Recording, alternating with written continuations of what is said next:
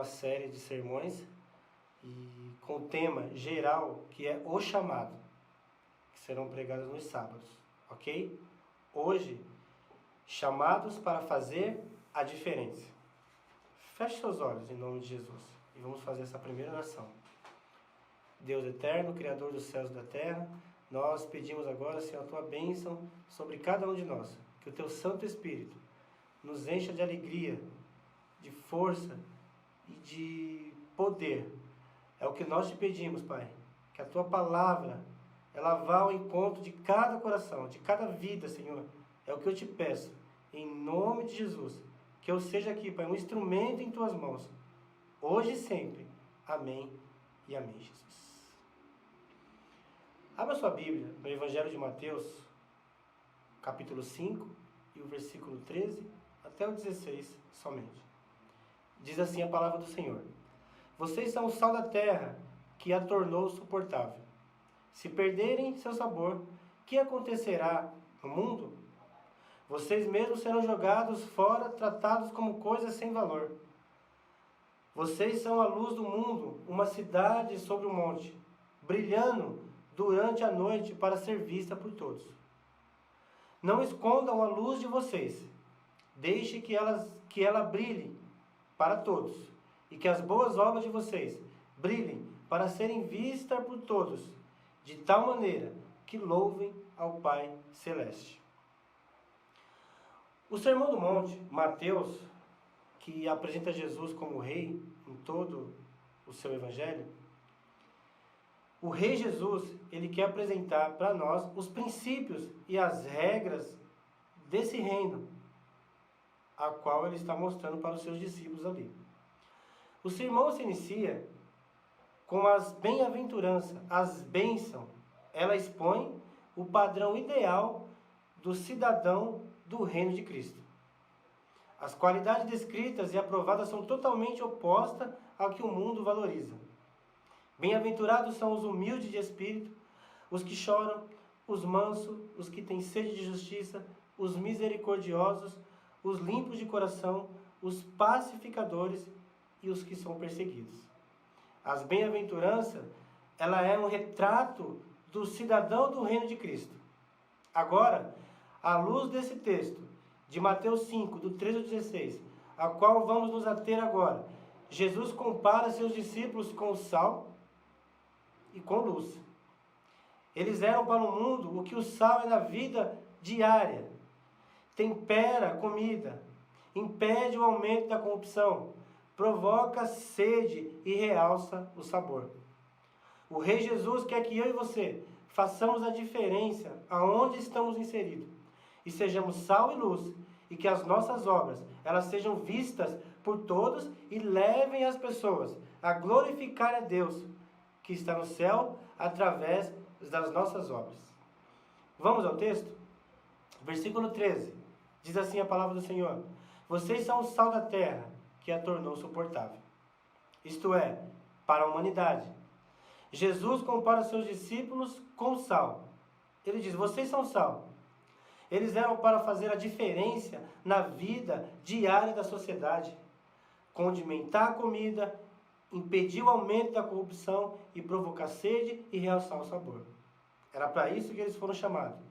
Portanto, seus seguidores acrescentam tempero à sociedade humana, servem como conservantes e fazem com que os outros almejem a justiça descrita nos versículos anteriores, a qual eu já mencionei aqui. Para isso, os discípulos de Jesus eles foram chamados para preservar a humanidade de tal corrupção moral e uma ruína espiritual, para realçar o sabor do pão da vida na vida das pessoas deste mundo. Paulo diz em Colossenses 4:6 que o nosso paladar ele precisa ser temperado com sal para que saibamos como responder a cada um. Os crentes precisam provocar sede nas pessoas, fazer a diferença por meio de vidas transformadas que influenciam outras vidas, que influenciam outras pessoas.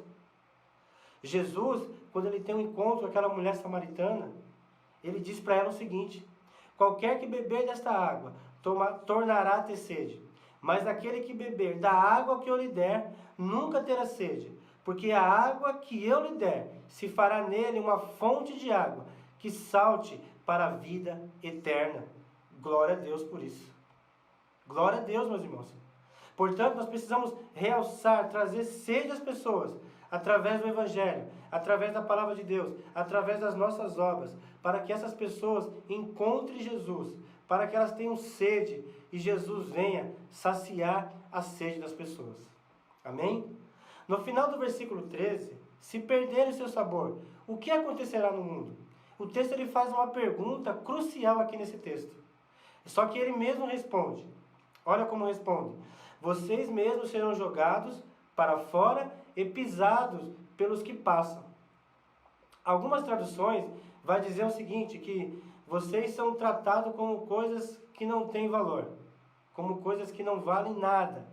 Vocês serão tratados assim. Que triste, né? Portanto, o sal, irmão, se for insípido, insosso, perder o seu sabor, como restaurá-lo?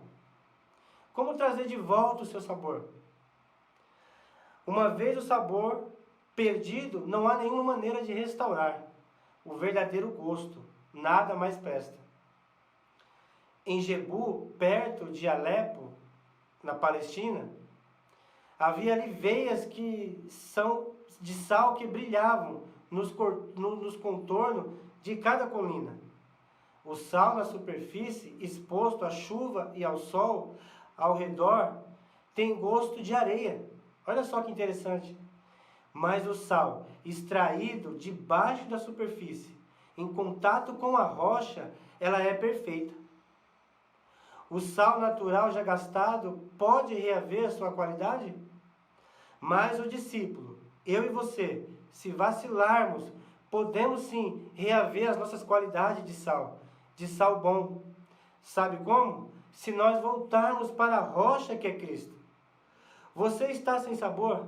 Isto é, perdeu o seu sabor, está insípido, insosso, ou seja, não faz mais a diferença, não consegue ser mais o diferencial onde você está? Mas se eu e você estivermos nessa condição, volte-se para a rocha que é Cristo. Porque, como eu disse, porque o sal extraído debaixo da superfície, em contato com a rocha, ele era perfeito. Cristo, ele é a nossa rocha. Seremos restaurados um dia e seremos perfeitos no céu. Em Israel, atualmente, o sal sem sabor, ele era espalhado no chão para as pessoas pisarem e para as crianças brincarem. Ela é colocada no teto também para que conseguisse tapar as pingueiras. Portanto, irmãos, nós somos chamados assim, como os discípulos, para ser sal. E ser sal é fazer a diferença. É viver os termos descritos aqui mencionados. Se perdermos esta realidade espiritual, seu testemunho será pisado. E saiba de uma coisa, o mundo se deleita quando um crente não é fiel. O mundo está só olhando para dizer o seguinte, não é o crente? Olha o crente indo ali, olha o crente fazendo isso. Saiba disso, irmãos. O versículo 14. A luz do mundo. Vocês são luz do mundo, o texto está dizendo. A luz é os bons feitos. Ele falou de si mesmo. A luz do mundo, em João 8,12, é a relação entre essas duas afirmações. Porque Jesus, ele é a fonte de luz. E nós somos aquelas pessoas que refletem a luz de Cristo. Portanto, um cidadão sobre um monte, uma cidade sobre um monte, brilhando durante a noite para ser vista por todos. A figura da luz propõe ao cidadão do reino, que revela as pessoas. Portanto, o Evangelho, a luz que sai de nós, tem como poder, como fazer com que o mundo, a humanidade, ela seja realçada, o pecado, para que ela possa brilhar, para que Cristo possa entrar e ela possa brilhar. Amém? O versículo 15, não escondam a luz de vocês. O versículo 16, não deixe que ela brilhe para todos. E que as boas obras de vocês brilhem para serem vistas por todos, de tal maneira que louvem o Pai Celeste. Jesus não quer que estoquemos a luz dos seus ensinamentos para nós mesmos. Pelo contrário, Ele quer que eu e você compartilhemos com o nosso próximo. Devemos deixar que nossa luz brilhe de tal modo que os homens vejam nossas boas obras e eles possam glorificar o Pai Celeste que está no céu. A ênfase está no ministério do caráter cristão. O atrativo de uma vida por meio da qual Cristo é visto fala mais alto do que qualquer convencimento de palavras. O sal é notado pela língua e a luz pelo olho. Em qualquer dos casos, o usuário logo percebe. Uma cidade não pode ser escondida, mesmo à noite, por causa das suas luzes. O sal na comida, ou até mesmo a sua ausência, ela não pode ser oculta ao conhecimento da pessoa que come, daquela que vê. O que você pode salgar com o sal insípido? Ou o que você pode iluminar uma lâmpada? O que você pode iluminar com uma lâmpada oculta?